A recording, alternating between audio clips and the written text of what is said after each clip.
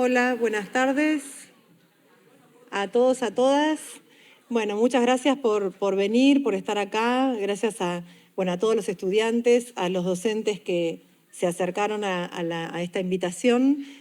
Saben que estamos haciendo muchas actividades este año. Empezamos con varias charlas, invitados, y nos parecen oportunidades muy interesantes de conocer profesionales de nuestra área que están trabajando distintas temáticas, reflexionar con ellos, escucharlos y también intercambiar, y eso va a ser algo interesante para la charla de hoy, que además está específicamente convocada para nuestra carrera de Diseño y Comunicación Visual. En este caso es una actividad que organizamos nosotros, no en relación con el LAD, porque es una temática específica de nuestra carrera y que tiene que ver con esta investigación que nos viene a contar Patricio Bascuñán. Bienvenido, estamos muy contentos de tenerlo aquí. Es un colega chileno que justamente lo interesante de su recorrido, y esto es algo que hemos conversado con nuestros estudiantes de Historia del Diseño, particularmente esta clase está pensada en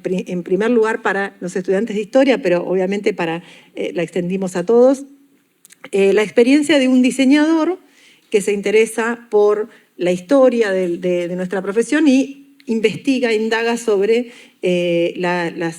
una serie de experiencias y de procesos que ya nos va a contar, en este caso vinculado a la industria editorial en Chile y en Argentina también. Lo particular también es que justamente tu trabajo indaga en estos dos países hermanos, ¿no? que tenemos tanta historia en común, como los que estuvieron el jueves pasado pudimos comprobar con nuestro otro invitado chileno que vino, Manuel Aguilera. Así que yo simplemente eso, darle la bienvenida a Patricio y presentarlo, contarles que Patricio, como les decía, es licenciado en Diseño de la Universidad Diego Portales y magíster en Estudios Latinoamericanos por la Universidad de Chile, donde también es docente de Historia y Cultura, Teoría y Crítica y Diseño, Estética y Sociedad en la Escuela de Diseño. Fue premiado con el Premio de Excelencia Docente en el año 2018 en la Universidad Diego Portales. Como diseñador se ha desempeñado en diversos ámbitos, trabajando actualmente en diseño editorial, en Editorial Anagénesis, y como consultor de diseño en la Comisión Interamericana de Mujeres. Y como investigador justamente, se interesó por este tema de las tapas, como decimos nosotros, ¿sí? Tapas de libros, tiene distintas formas de mencionarse en Latinoamérica. En el caso de Patricio habla de portadas, ¿no? Del libro de bolsillo del Cono Sur. Esta fue su tesis de maestría y finalmente termina haciendo un libro. Y ahora continúa sus estudios en el doctorado de Estudios Latinoamericanos en la misma casa de estudios de la Universidad de Chile. Y solamente una cosa más, contarles que con Patricio nos conocimos el año pasado en un encuentro donde fuimos con la profesora Diana Corbalán, fuimos en representación de UNLA y del Laboratorio de Diseño a un encuentro de la Red Latinoamericana de Cultura Gráfica, que es una red muy interesante que fue creada hace pocos años, en 2017, y gracias a ese encuentro nos conocimos y pudimos establecer contacto con otros colegas de la región que están trabajando temas afines a los nuestros, a la cultura gráfica. Así que nos parece muy interesante la posibilidad de tenerlo hoy aquí a Patricio como representante también de la red, que también participa activamente. Así que muchas gracias por venir y yo te dejo ahora para conversar. Adelante. Muchas gracias, Andrea.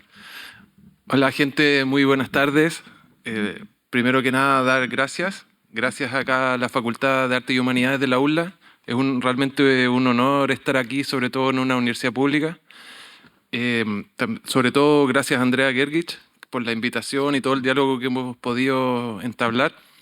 Y yo quiero partir contándoles que para mí es muy emocionante y desafiante venir a Argentina a hablar sobre diseño argentino. Para mí, allá en Chile me es más fácil, pero acá, para mí, de hecho, los días anteriores me tenía bastante nervioso, me puse a revisar los apuntes y todo para no vender humo, ¿cierto?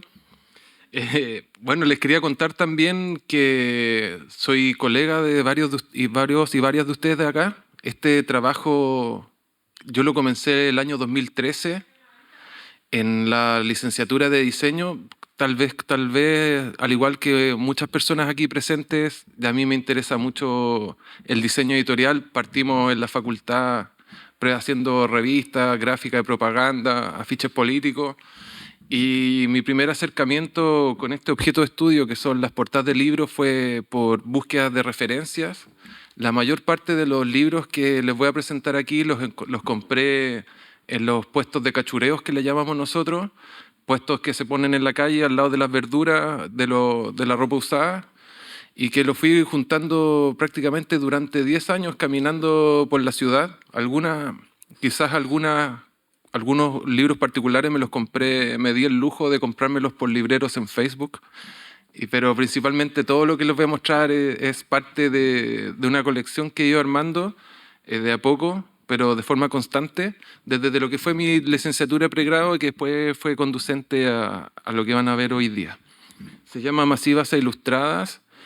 Trato de jugar con la idea, van a darse cuenta que vamos a girar mucho en torno al concepto de masividad, y me gusta también los múltiples significados que tiene el concepto de ilustrada, porque también se van a dar cuenta que, bueno, por un lado tiene que ver todo lo relativo al dibujo y la ilustración como ejercicio, pero también vamos a hablar de lo que refiere a la matriz ilustrada de pensamiento, toda la herencia, ¿cierto?, del pensamiento ilustrado.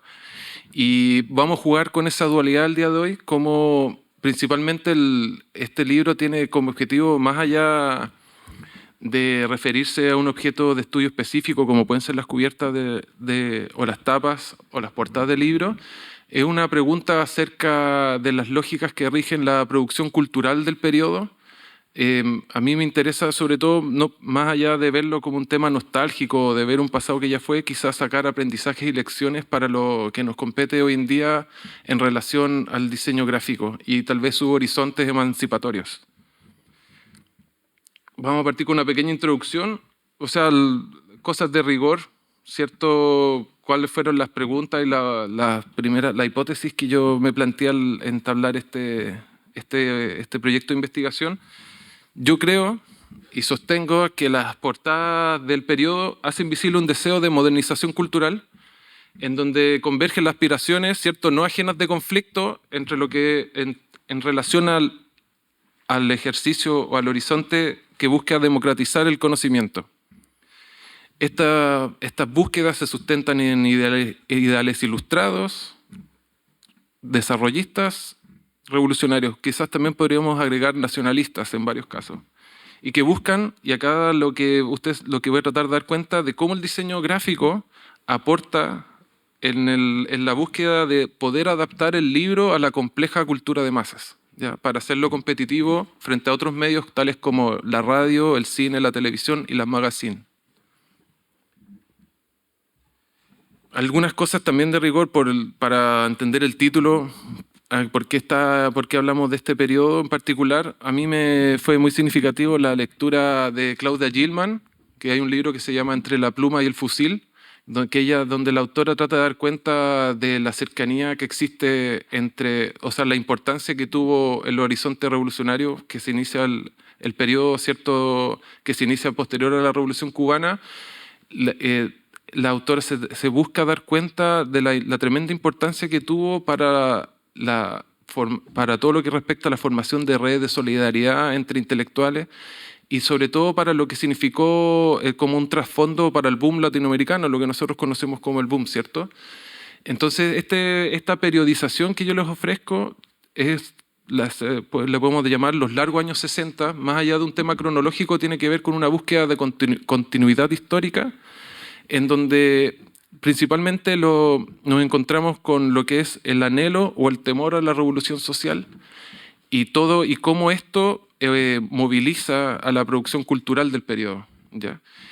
En donde el boom latinoamericano lo vamos a entender principalmente como un gran fenómeno comercial que va a traer aparejado un aumento explosivo en las ventas, pero que a mí lo que importa y que vamos a ir reflexionando sobre esto, cómo está asociado al crecimiento de un público lector, que eso no es simplemente resultado de la obra de algunos escritores geniales, sino que tiene que ver con una serie de procesos sociales que permiten que grandes masas de la población logren acceder o se familiaricen con la cultura impresa y la cultura letrada. ¿Ya?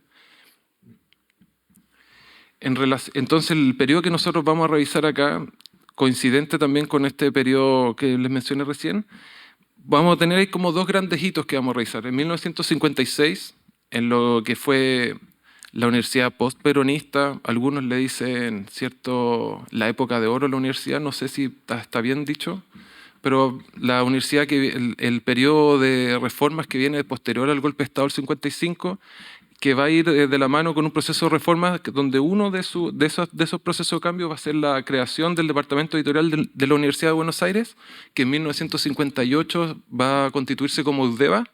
Vamos a tenerlo como un primer hito inicial y vamos a cerrar este marco temporal con el cierre de la empresa editora Nacional Quimantú, que es el proyecto de mediación cultural uno de los más importantes de la Unidad Popular en Chile, que ahí les voy a ir explicando también sus características. Y con respecto al tema de la delimitación geográfica, empleé el concepto de Cono Sur pensando en aunar una serie de experiencias que son parte de lo que podríamos denominar esta subregión que queda en el área más austral del continente americano, pero más allá de pensar como lo que en algunas líneas teóricas hablan de áreas culturales, a mí me interesa principalmente entenderlo como un polo de influencia dentro del mapa del mercado del libro hispanoamericano. ¿Ya? O sea, como un núcleo, un nodo que hace la competencia en este periodo al mercado español y el mexicano. ¿Ya? Entonces yo pido disculpas acá, sobre todo si hay gente de Uruguay, estoy bastante al debe con lo que fue la experiencia uruguaya del periodo, pero igual vamos a mostrar algunos casos, ¿ya? Pero principalmente me centré en el caso de Argentina, que es un gran productor, y Chile, que podríamos denominarlo como un mediano. Es bastante importante la influencia de la industria argentina en Chile para el periodo. Según algunos estudios de la época, que quizás sean de dudoso rigor, pero hablaban de que de la mitad de los libros que se vendían en Chile eran argentinos. Y habían sedes de UDEVA, también habían sedes del Fondo de Cultura Económica, que también están acá en Argentina. Y había un tránsito constante de mercancías, que en este caso libros argentinos que eran distribuidos en Chile. Entonces me interesa como delinear como esta geografía dentro de un mapa, sobre todo pensándolo en términos de industria. Y por último, antes de pasar a lo que respecta al contenido del libro, me interesa también hablar en términos teóricos, en la aproximación que yo tengo con el objeto de estudio. Yo me alineo y trato de recojo ciertos principios y aproximaciones que ofrecen los estudios materiales del libro y la edición, principalmente entendiendo de que los contenidos, la información no circula en el aire, sino que hay una base material que permite de que en distintos lugares del mundo podamos tener acceso a los libros, a las lecturas, algo que hoy en día quizás nos parece no tan relevante pensando que tenemos la internet, ¿cierto? Pero que para el periodo era de suma relevancia pensar que el acceso a la información estaba completamente condicionado por una serie de movimientos económicos y el movimiento de materiales, ¿ya? Y que en ese sentido las prácticas que involucran toda esta producción editorial podemos decir que son tremendamente significativas, en donde podemos encontrar el ejercicio del diseño. Ustedes se van a dar cuenta también que en la presentación nos vamos a hablar en relación a la producción de libros, por qué puede ser significativa, qué características tienen la producción de libros de esta época, qué pasa con la circulación, cómo diablos llegaban los libros a los distintos rincones, ¿cierto?, de este país o del mío, ¿cierto? Y también la recepción, quizás este es el punto más complejo, porque muchas veces la recepción es un enigma. ¿A quién le llegan las cosas? ¿A quién le llegan los libros? Eso es difícil de dilucidar.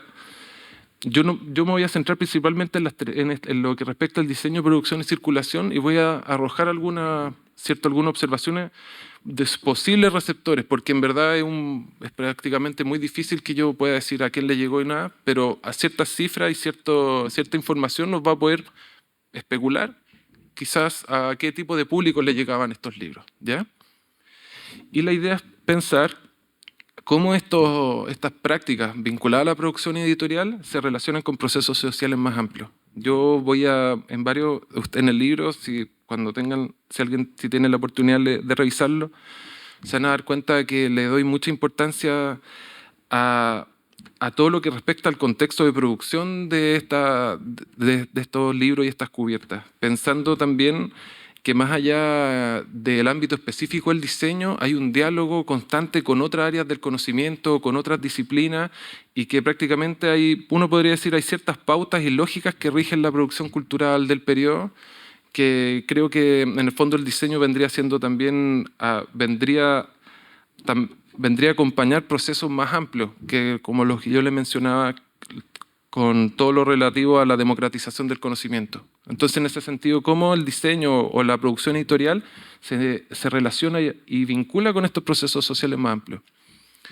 Entonces, esto es lo que más o menos, como para cerrar esta parte, esta es la forma en que yo me aproximo, como digo, bueno, ¿cómo voy a estudiar las portadas?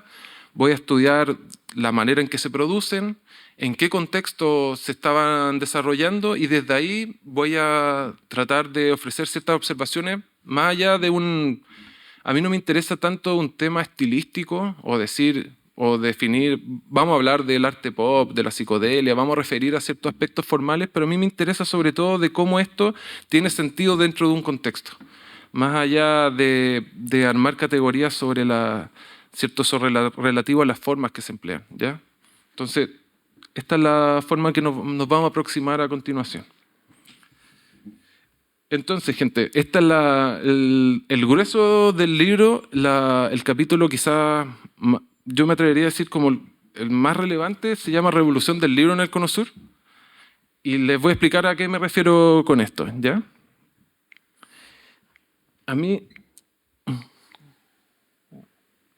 en algún momento cuando yo estaba estudiando en pregrado, me tocó encontrarme con esta cita de Jean-Paul Sartre, que se las voy a leer en extenso, que es de parte de un libro que se llama Las Palabras, que retrata varias imágenes de su vida en la niñez, en la casa de su familia, y que nos dice: aunque todavía no había aprendido a leer, ya reverenciaba aquellas piedras erguidas, derechas o inclinadas, juntas como ladrillos en las estanterías o espaciadas noblemente en hileras de menires. Yo creía que la prosperidad de nuestra familia dependía de ellos. Todos parecían iguales. Yo me distraía en un diminuto santuario, rodeado de monumentos antiguos y pesados que me habían visto venir al mundo, que me verían abandonarlo y cuya permanencia me garantizaba un futuro tan tranquilo como el pasado.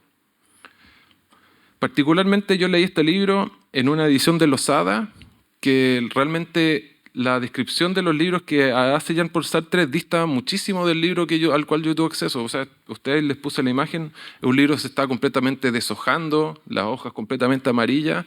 Yo tengo una hija de 9 años, probablemente le reciba un libro con cinta armada, porque ya prácticamente como libro ya parece que no es tan morrocotudo ni tan sólido como aquellas piedras erguidas que describe Jean-Paul Sartre.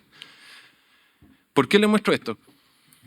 Porque lo que vamos a ver acá tiene que ver con lo que está describiendo Jean-Paul Sartre era su acceso o su vínculo con libros. Estamos hablando de libros probablemente de principio del siglo XX y probablemente algunos provenientes del siglo XIX.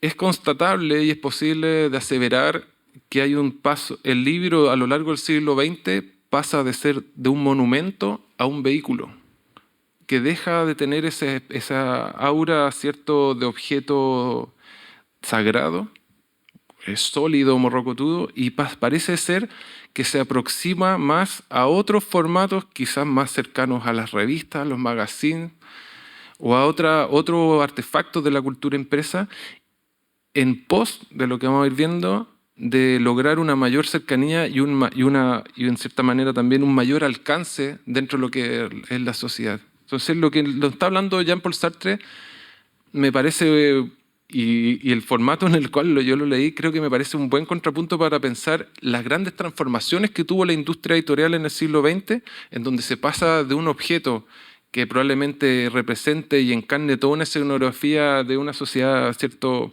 burguesa, pero también mucho más restringida en lo que significa el acceso a la cultura, hacia otra, quizás donde el objeto pasa a ser menos solemne, pero pareciera ser que tiene un mayor alcance en lo que respecta a su difusión.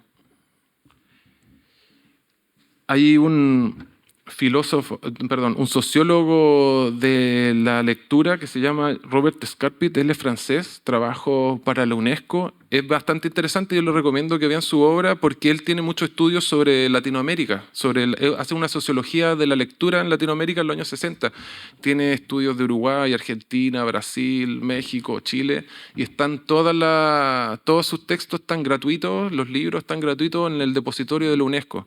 ¿Ya? La UNESCO tuvo un rol muy activo en lo que fue la difusión del libro en los años 60. De hecho, el año 72 se celebró el Año Mundial del Libro. Que ustedes, si ven, de repente se encuentran el libro del año 72, se van a encontrar una pequeña marca. Yo lo he encontrado en libros cubanos, chilenos, argentinos. La UNESCO tuvo un tremendo empeño que hay que destacar en lo que fue la promoción del libro de bolsillo y las ediciones populares. Y Robert Scarpit trabajaba como sociólogo para esa institución. ¿Y qué es lo que nos dice Robert Scarpit en un libro que se llama La Revolución del Libro, que el título original es de 1965?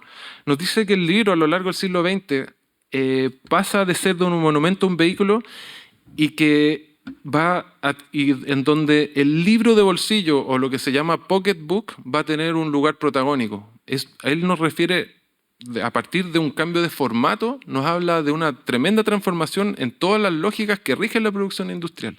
Porque nos va a decir, hay un crecimiento exponencial en la producción de libros donde incluso se va a llegar a tirajes de millones. Por ejemplo, en el caso norteamericano, para el periodo que nos compete, en lo que es la posguerra, van a haber libros, por ejemplo, de ciencia ficción que van a llegar a 1 millón de ejemplares, ¿ya? Que va a aparecer la edición en pulpa, que ustedes algunos habrán escuchado la edición es pulp, o pulp, le dicen acá, no sé. Y hay un hito muy importante que en 1935 aparece la colección de libros de bolsillo de Penguin Books. Probablemente alguien las conozca acá en una escuela de diseño porque quien diseñó todo lo que es el sistema de identificación y el diseño gráfico fue Jan Tschichold, ¿cierto? El autor de la nueva tipografía. En 1935 aparece la colección de pocketbooks de Penguin y va a transformar por completo las lógicas que rigen la industria editorial, sobre todo posteriormente la Segunda Guerra Mundial, en donde ustedes van a encontrar, por ejemplo, la aparición de libros fuera de los circuitos tradicionales de librerías, por ejemplo, en estaciones de servicio, bencineras y lo que son los kioscos. Acá le pongo una imagen que encontré en el Correo es una revista de la UNESCO, donde aparecen en un estante en una tienda de venta de objetos, no sé, de regalo, aparecen los libros, ¿cierto? Y a mí me encanta el Book-O-Matic, como si fuera una máquina dispensadora de libros. O sea, estamos hablando del libro, un acercamiento realmente no tan solo un cambio de formato, sino una aproximación a lo que es un intento de adaptar el libro a la cultura de masas para hacerlo competitivo frente a otros medios. No tan solo en lo que respecta al formato, sino todas las lógicas que rigen su producción, circulación y difusión. ¿Ya? Y en este contexto ustedes van a decir, bueno, esto, lo que les mencioné, es un fenómeno a escala global, ¿ya? Que claramente tiene distintas formas de desarrollo, porque a pesar de que de los intentos de hacer extensivo el libro a todos los rincones del mundo, obviamente se van a concentrar los capitales, ¿cierto?, en los países como Estados Unidos, en Francia, en España, en un comienzo, y que claramente va a ser un fenómeno principalmente metropolitano, ¿ya? Pero que sin embargo en Latinoamérica va a tener un desarrollo bastante particular y que ustedes pueden encontrar, estos son libros que circulaban por un mercado latinoamericano. Tenemos muy importante las editoriales españolas como Alianza, ¿cierto? Rotativa, pero también proyectos estatales como el Fondo de Cultura Económica en México, Casa de las Américas en Cuba, ¿cierto? Ediciones Bárbara en Venezuela, los Populibros en Perú, ¿ya? O sea, ahí si ustedes empiezan a ver en lo que respecta a la edición de posguerra en América Latina, se van a encontrar con una serie de casos que son prácticamente están todos en sintonía, que tienen que comparten ¿cierto? La lógica de la producción de ediciones de bolsillo y ediciones populares. La edición popular se vuelve, no es que antes no existieran, esto igual es importante tomarlo en consideración. Existen ediciones baratas, existen desde siglos atrás, o sea, Robert Chartier, ¿cierto? En sus libros sobre la Biblioteca Azul en Francia, da cuenta que uno los puede encontrar hasta en el siglo XVIII, pueden encontrar libros de ediciones populares. Acá estuve leyendo hace poco Kant en el kiosco, que refiere a las ediciones populares en Argentina. Y claro, siempre existieron folletines, siempre existieron literatura de cordel, las ediciones económicas siempre existieron. Sin embargo, lo que estamos presenciando acá es otra cosa. Estamos hablando de una producción industrial de escalas mucho mayores a las que se pensaban en antaño. No estamos hablando de ediciones artesanales, estamos hablando de una industria editorial. Entonces, que tiene, como les decía, es un fenómeno global, pero lo que me interesa que vamos a ir viendo acá se desarrolla de manera particular dentro de nuestra región, ¿ya? Lo que me interesa, esta es una imagen de un mural que se llama La Historia de Concepción. Concepción está a cerca de 8 horas al sur de Santiago, una de las ciudades más grandes allá. Me interesa que nos imaginemos y tratemos de entender este proceso, ¿cierto?, con nuestras propias claves, también en relación a los propios procesos sociales que experimenta nuestras naciones, ¿cierto? Cuando nosotros hablamos del boom latinoamericano, ¿cierto?, hay varias personas que hablan de un fenómeno comercial, hay quienes dicen que es fruto del notable trabajo de un puñado de escritores. Sin embargo, yo comparto la tesis de Ángel Rama, un crítico uruguayo, que habla de que el boom latinoamericano no puede entenderse si no es por procesos sociales de cierta repercusión, tales como la expansión de la educación pública, ¿cierto? Los procesos de industrialización y los consiguientes, ¿cierto?, en la ampliación de los mercados internos. O sea, tenemos que entender de que cuando nosotros llegamos a los 60, existía un público que era capaz de acceder y comprar libros, o sea, podríamos entenderlos como bienes suntuosos. Y también, sobre todo, el proceso de una valorización por las letras locales también. Ya, o sea, acá nosotros tengo una imagen donde se vincula, ¿cierto?, lo que puede ser todo un imaginario relacionado a la industrialización y lo que respecta a la difusión de la cultura letrada impresa, ¿ya? Hay que entenderlo como procesos paralelos, que en donde existe el libro en el periodo es entendido como un bien cultural superior, que varias personas lo van a tratar de adaptar y orientar para esos proyectos políticos, ¿ya? Pero que es importante entenderlo, que para que exista una masa de consumidores en los años 60 fue porque hubo varias décadas de ampliación, como yo le decía, de la cobertura educacional, pero también de la ampliación de los mercados internos y de los grupos lectores, que no existían necesariamente a principios del siglo XX. Ustedes lo pueden encontrar, por ejemplo, hay un documental que se llama Uso mis manos, uso mis ideas, que trata de un proceso de alfabetización en una villa en Neuquén, que se llama Villa Obrera en Neuquén. Me interesa poner esto porque este es un proceso de alfabetización que fue basado en el método de enseñanza de Paulo Freire, que bajo el gobierno del tercer peronismo. Me interesa que ustedes piensen todo esto en cuál era el valor que se le daba al libro, cuál era el valor que se le daba a la lectura, y en ese sentido, ¿por qué se ocupa? ¿Por qué hay grupos, proyectos que tratan de utilizar el libro para diversos fines? ¿Ya? Y en ese sentido ustedes se van a ir encontrando, por ejemplo, acá hay una revisión de algunas publicidades de la época. La de la izquierda es argentina, la de la derecha es chilena. el libro se va a ir, ¿cierto? Estamos hablando de un fenómeno comercial como lo que es esta masificación y esta revolución del libro, pero que particularmente en este rincón del mundo se va a entroncar con diversos proyectos que buscan horizonte emancipatorio. Por ejemplo, en el caso de la derecha estamos hablando de una editorial que es una editorial universitaria que piensa, por ejemplo, el libro, en este caso, como una herramienta del pueblo. ¿Ya? O sea, hay mucha pompa, hay muchos discursos que se entrelazan también con lo que respecta a la difusión de la lectura. Pero que lo que me importa también dar cuenta, que además de todo lo que tiene que ver con estas consignas y estos discursos que podríamos decir son de orden político, estamos frente a un fenómeno de consumo y un fenómeno de una transformación del mercado lector. Y que todo esto que estamos hablando de esta imagen del libro como un bien cultural superior o del libro como una herramienta de concientización se desarrolla en paralelo a la imagen del libro como un bien de consumo.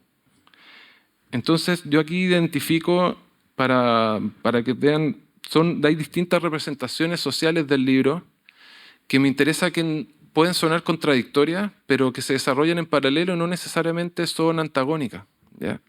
Porque claramente van a haber grupos, hay gente que va a hablar del libro como arma, o sea, aparecen, yo he encontrado el texto, imágenes donde se piensa el libro como un arma para luchar contra el capital.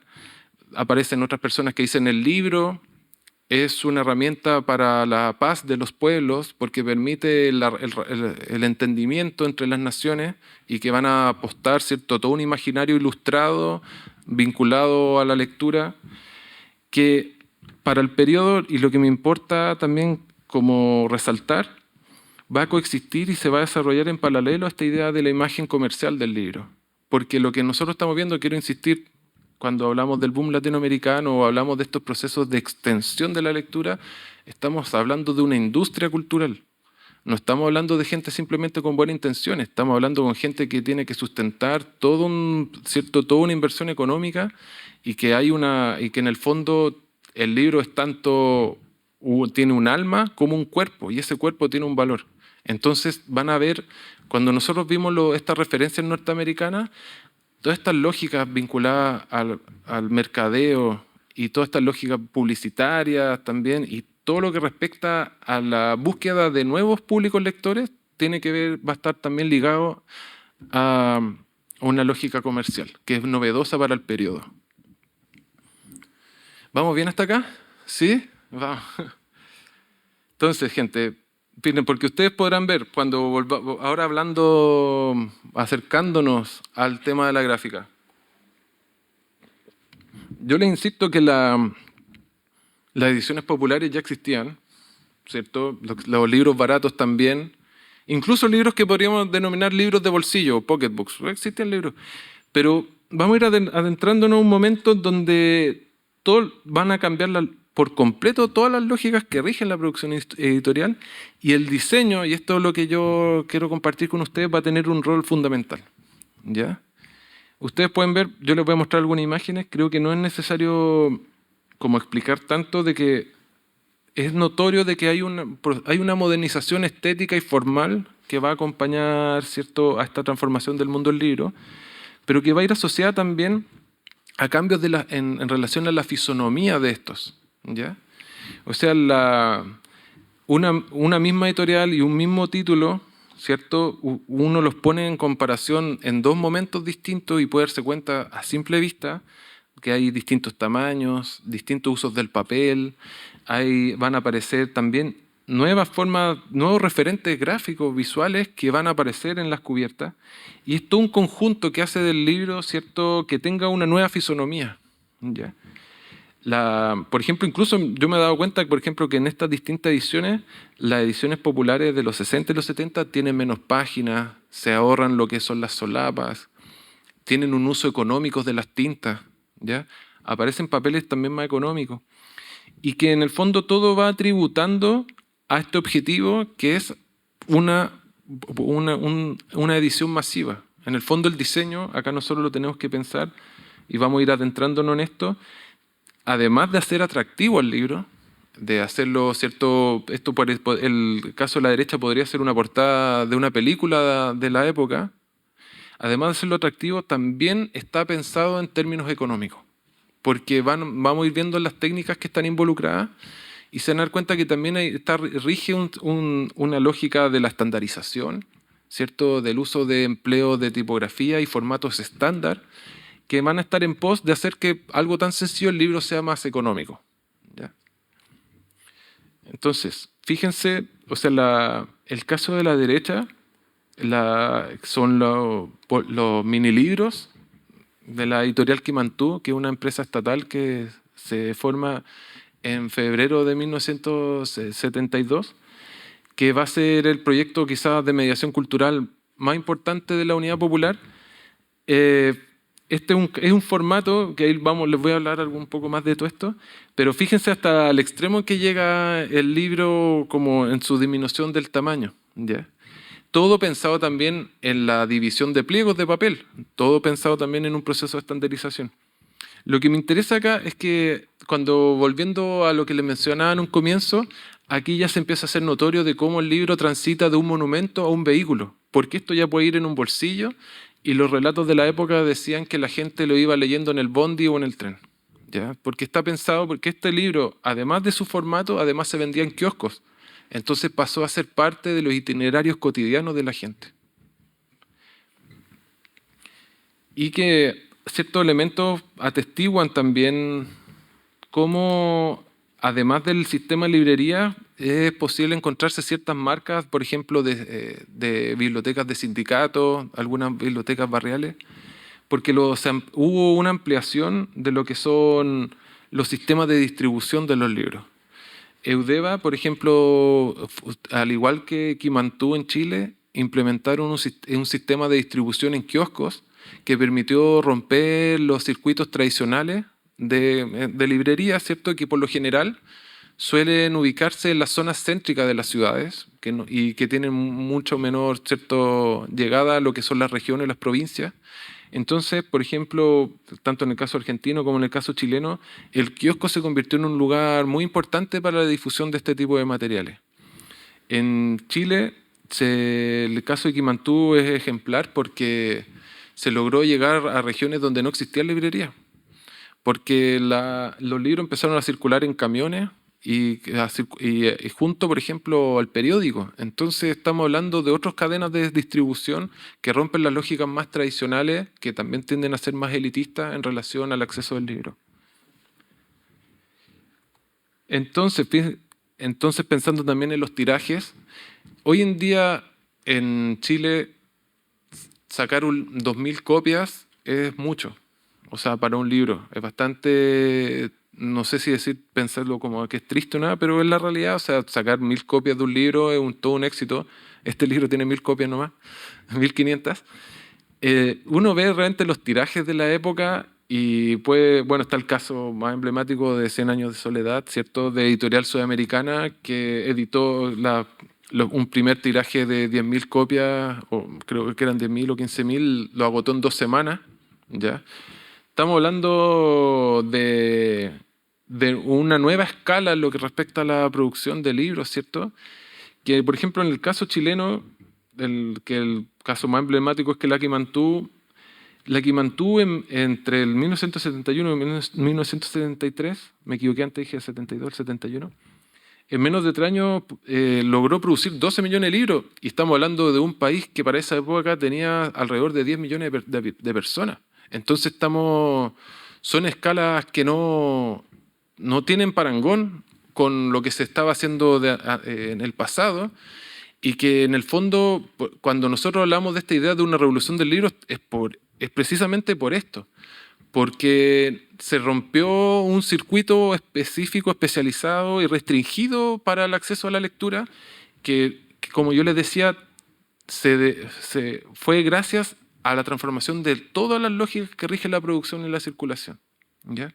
Y en este caso el tema de los tirajes es muy significativo. Por ejemplo, en la época, ustedes si revisan los colofones o las marcas de imprenta, se van a encontrar que hay libros de 5.000 copias, 10.000 copias, y que incluso, por ejemplo, en el caso de la Quimantú, hay de 80.000 copias, como son los cuadernos de educación popular de Marta Hanecker, que probablemente sean uno de los casos de divulgación marxista más grandes en América Latina, o sea que es increíble la cantidad de copias que llegó a tener, y que en el fondo nos da cuenta de algo, de un mundo, de un nivel de producción inédito para la época y que probablemente nunca no se haya vuelto a repetir. ¿Ya? O sea, yo sé que acá se sigue produciendo en grandes proporciones, pero quizás no sea el mismo nivel con que se logró llegar a esta época.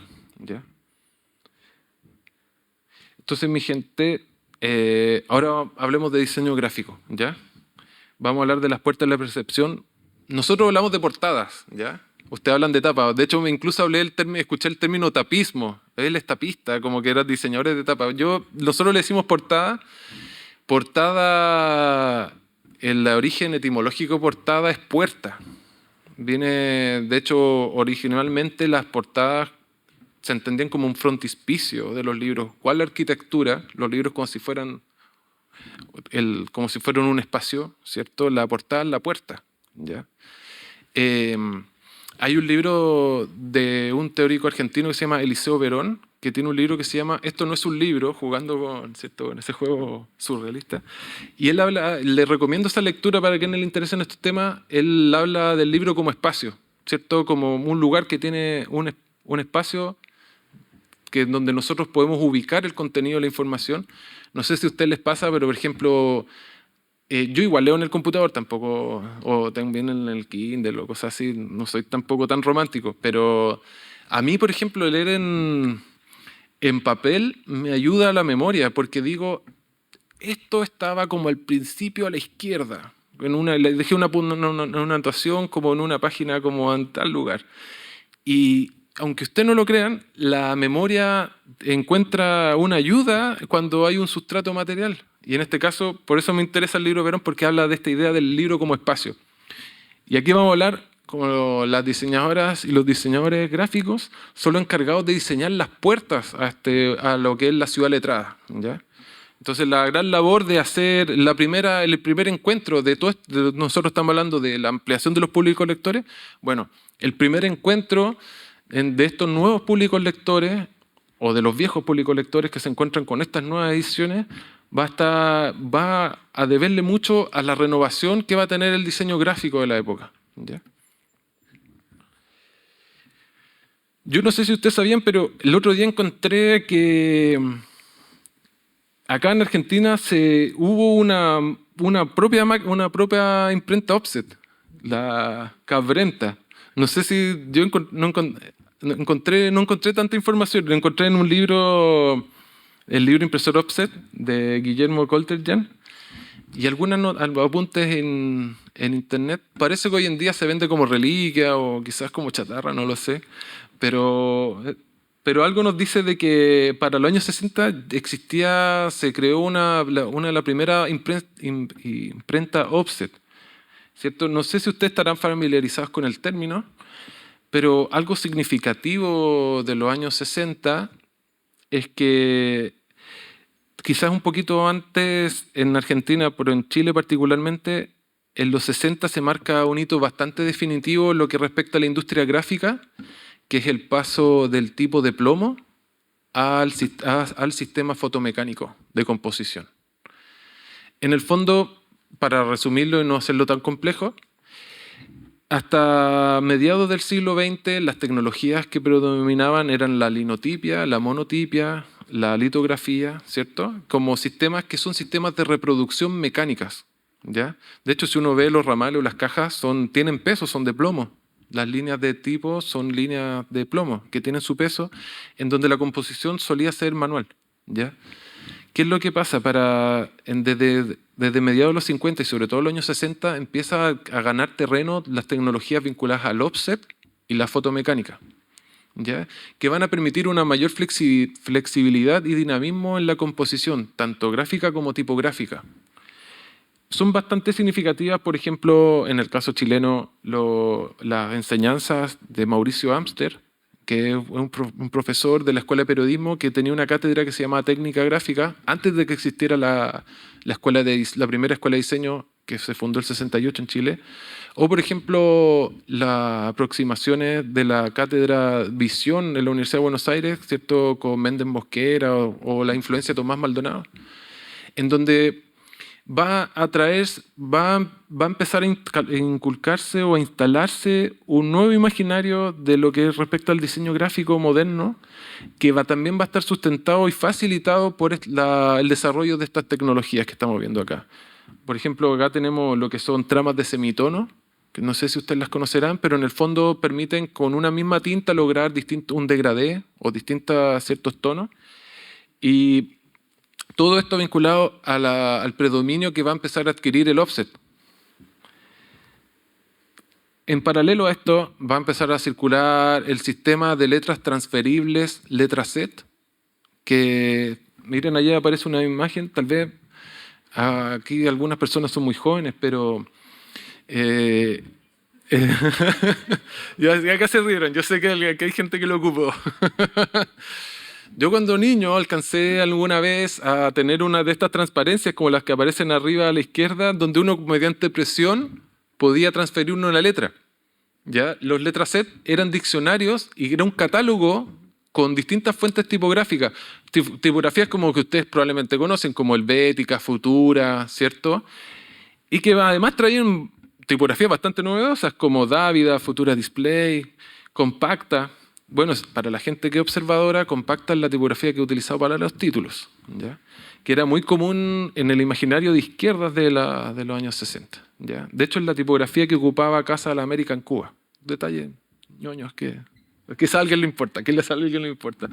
Dávida, fíjense, tipografías que uno podría decir tienen como una impronta media psicodélica, ¿cierto? Media Art Nouveau. Y que todas estarán facilitadas por este nuevo sistema de letras transferibles, ¿ya? ¿Qué es lo que pasa? Imagínense esto, pasamos de utilizar tipografías de plomo que se componen manualmente o mediante máquinas, ¿cierto? Que generan líneas de plomo, a un proceso fotomecánico que se trabajaba, por ejemplo, muy similar al revelado fotográfico, en donde se pueden ampliar, distorsionar, recortar, fotocopiar las tipografías. Entonces, cuando nosotros veamos el diseño tipográfico, el diseño gráfico de los 60, tienen que también considerar esta parte que tiene que ver con un tema infraestructural de la producción visual, ¿ya? Un tema técnico que va a ser condicionar las posibilidades, el horizonte de posibilidades de la producción gráfica. Y que, por ejemplo, también algo que nosotros seguimos utilizando hasta la actualidad, el sistema de tintas Pantone, también existía en la época. Y esto tiene que ver directamente con un tema económico. Yo he tenido la oportunidad de entrevistar a algunas personas que fueron artífices y diseñadoras de esta época, y siempre estaba el tema de la restricción del uso de tintas. No, solo puede usar 2 tintas o una nomás, ¿cierto? Entonces, el hecho de usar, ustedes cuando imprimen en la impresora en la casa usan cuatricromía, ¿cierto? CMYK, ¿ya? Pero el sistema de uso Pantone, que ustedes lo pueden encontrar en la librería en Photoshop o en Illustrator, es un sistema de tintas planas, estandarizadas, que ustedes le pueden mandar a imprimir a China o a una imprenta en Neuquén y va a salir relativamente igual, ¿ya? Que en el fondo, si usted, y les pongo esta imagen para que agudicen un poco la mirada, es muy común de esta época el empleo de tintas planas precisamente por eso, por un tema económico en donde había muchas limitaciones, y a diferencia de la actualidad donde nosotros podemos mandar a imprimir en 4 tintas y lograr todas las variantes del color, ustedes se van a dar cuenta que muchas de las portadas de la época tenían que jugársela con la posibilidad de 1, 2, 3 tintas lo más, ¿ya? Y que ahí ustedes pueden ver cómo de un boceto se puede pasar a un diseño impreso final.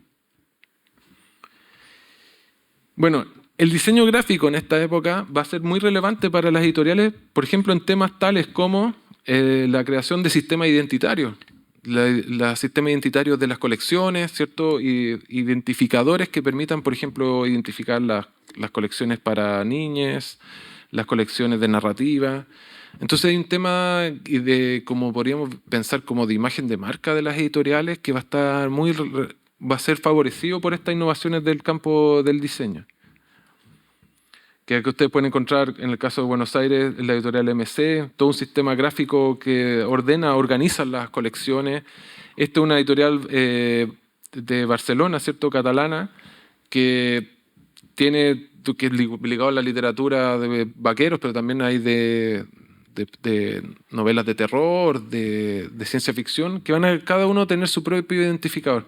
Asimismo, con la editorial Quimantú, uno podía identificar fácilmente, gracias a una especie de logotipo o isotipo, las distintas colecciones. Entonces estamos hablando también de una lógica que podríamos pensar de imagen de marca o de como imagen corporativa, si se quiere, también moderna, para organizar la comunicación visual de las editoriales. Y dentro de todo esto, acá identifico algunas como de las corrientes predominantes de lo que son las corrientes, podríamos decir, las referencias formales o las corrientes estéticas de la época, que ustedes las van a poder ir identificando en las distintas portadas que vamos a revisar, ¿ya? Probablemente haya más formas más específicas de mencionarlo, pero principalmente yo distingo que está el arte pop y la psicodelia, que son de origen, tienen un fuerte núcleo y son principalmente referencias norteamericanas, muy ligadas, por ejemplo, piensen en Andy Warhol o en lo que es los retratos de la Marilyn Monroe, ¿cierto? Que van a ser también muy importantes en lo que es la contracultura juvenil, piensen en los hippies, la psicodelia, ya todas estas formas fluctuantes, dinámicas, van a estar muy presentes. Fíjense esta distorsión de las letras, por ejemplo, en este libro de Bertolt Brecht. Otra referencia formal muy importante es la estética pulp o de pulpa, que está muy ligada a la literatura de género, como los cuentos de terror, la novela negra, ¿cierto? La ciencia ficción, etcétera, que usted se caracteriza por este uso muchas veces viene de la pintura en óleo, como que retrata imágenes como hiperrealistas, a veces de manera grosera también en relación a la violencia y la erotización de los personajes, que es muy característica de la época. Es como algo que usted lo encuentra en los cómics, lo encuentran en las viñetas de todo tipo, e incluso en la publicidad, ¿ya? Que es parte del imaginario de la cultura de masas de la época. Y por último, una gran referencia, el estilo tipográfico internacional, heredero, ¿cierto?, de los modernismos y las vanguardias europeas, que se caracteriza principalmente por el uso de tipografía de palo seco, de grillas modulares, de empleos, por ejemplo, es muy afín a todo lo que es la abstracción geométrica, etc. ¿Ya? Bueno, acá yo lo que les presenté recién, podríamos decir, son como todos los condimentos, todos los materiales con los que se trabaja en la época. Les invito a que revisemos portadas de la época. Lo que les voy a mostrar está principalmente organizado por temática, al igual que el libro. El libro, bueno, está este capítulo, La Revolución del Libro, que ya les mencioné, que llega hasta acá, y que después hago un ejercicio de organizar las portadas según distintas problemáticas. Hay un capítulo sobre ideología y politización, donde reúno una serie de materiales ligados a la propaganda, a la difusión, tanto doctrinaria como no, de distintos proyectos políticos. Hay otro capítulo ligado a la edición universitaria, donde reviso el caso de Eudeva y de Libros Cormorán en Chile. Hay un capítulo dedicado a la narrativa latinoamericana, donde además del boom revisamos el criollismo, regionalismo y algunas otras corrientes. Y por último hay un capítulo dedicado a la literatura pulp, ¿ya? Entonces un poco lo que vamos a revisar ahora es ese orden, vamos a ir revisando referencias, ¿ya? Entonces, todo lo que ustedes vimos con relación al pop, la psicodelia y todo lo uso, uno ya lo puede empezar a encontrar en libros de la época. Si ustedes lo notan, por ejemplo, ahora hablando estrictamente de libros de política y vinculados, por ejemplo, en este caso, al ejercicio de concientización, un ejercicio de concientización. Es muy relevante cómo el libro en esta época, por ejemplo, en el caso chileno, sobre todo, ustedes tienen que pensar también acá, en este periodo estaba la proscripción del peronismo, este era un periodo de relativas libertades, entonces no es, a pesar de que existe mucho material político en la época acá en Argentina, no tiene tanta visibilidad o tanto desarrollo como si fue en Chile, porque ahí prácticamente acá habían bastantes censuras, persecuciones para la propaganda política, que de hecho hay algunos casos donde hubo secuestros de libros, por ejemplo, nunca he encontrado, en la época de todo lo que he revisado, no he encontrado libro argentino con la cara de Perón, por ejemplo. No existe, a pesar de la importancia que pudo haber tenido a pesar de su exilio. No así con Salvador Allende, que era claramente no estaba legalizado el socialismo, el comunismo en Chile no estaba, dejó de estar prohibido el año 56. Entonces, en el caso chileno es bastante particular cómo las portadas también reflejan los distintos procesos políticos de la época. Muy similar a las lógicas del afiche político, uno puede encontrarse con representaciones, ¿cierto?, de líderes como Salvador Allende, Fidel Castro, con representaciones del mundo popular, ¿cierto?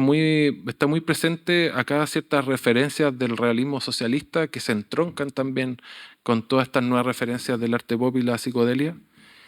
Y principalmente ustedes se van a ir dando cuenta de que podríamos decir, hay un imaginario de la izquierda que está vinculado quizás a esta representación realista, pero que coexiste con otras corrientes quizás más expresivas o experimentales.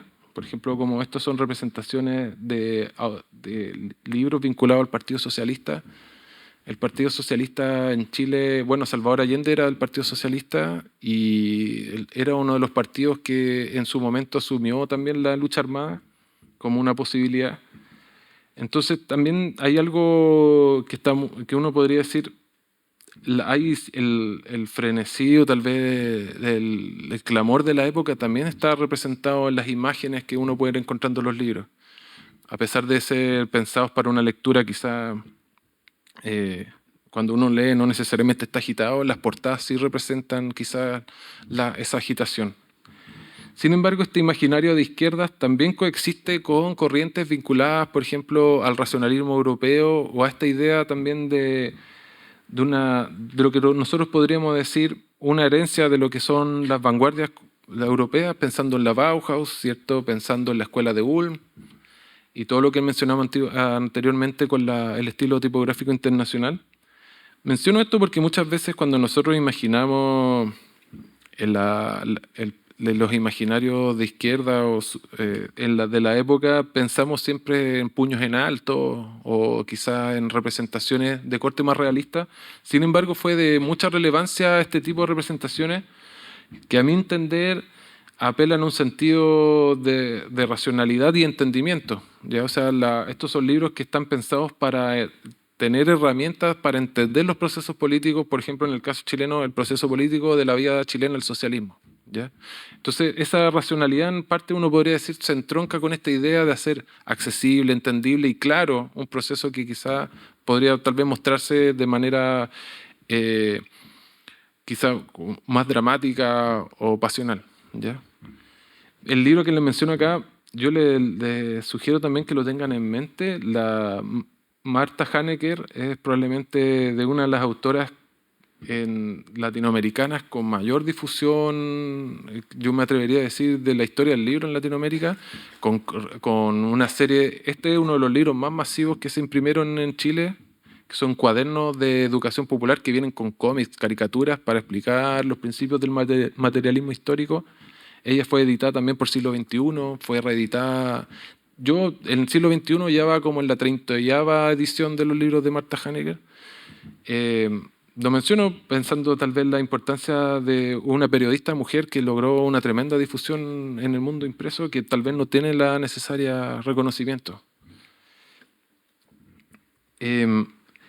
Otras corrientes, por ejemplo, proyectos políticos que podemos encontrar en el periodo son el desarrollismo, que es una serie de saberes, conjuntos y teorías sobre la economía que tienen distintas vertientes, algunas más vinculadas, o algunas vertientes que se denominan monetaristas, que incluso piensan en hacer vínculos con el Fondo Monetario Internacional, que plantean también un desarrollo, pero dentro de las lógicas dentro de lo que es una economía capitalista. Entonces es muy común que las portadas vinculadas a la teoría desarrollista empleen lenguajes geométricos, abstractos, representaciones de estructuras, porque apelan también a una lógica tecnocrática. Ya como la figura del tecnócrata, como del ingeniero que toma decisiones políticas, por así decirlo. Ya, o sea, apelan a una lógica de la racionalidad, del entendimiento, que poco o nada tienen que ver con otros casos que vamos a ver a continuación, más cercanos quizás a en el paso de estas teorías del desarrollo a lo que se llaman las teorías de la dependencia. En el periodo del desarrollismo va a ser impulsado por instituciones norteamericanas como la CEPAL.